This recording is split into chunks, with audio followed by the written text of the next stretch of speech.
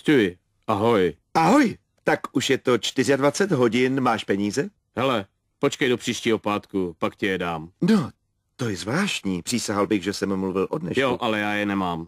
Aha, no tak dobrá. Ten džus je moc dobrý. Bolí to? Bolí to? Co to děláš? Co? Není to příjemné, že ne? Není, co? Jo, tak už to chodí. Co to děláš? Tak to máš za to. Nemám peníze. Tak co, dáš mi je? Kde jsou moje peníze? Můj bože. Kde? Mám peníze. Pane bože, auto bolí. Tak co, líbí se ti to? Je to příjemné? Kde mám peníze? A kde jsou? Počkám do 5, slyšíš mě? Chci je mít do 5. Jseš úplnej psychouš. Radši se umyj. Zdravím. Dobrý den, pane. Tak počkat, co je tohle?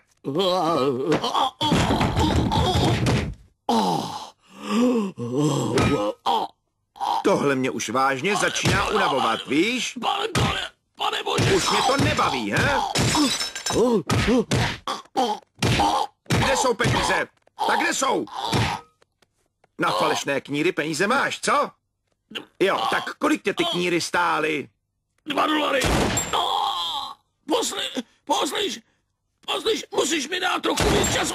Nedělej ze mě hlupáka. Mám toho dost. Ty svoje peníze. Chci své peníze. Stewie, to je šílenství. Musíš se pro boha.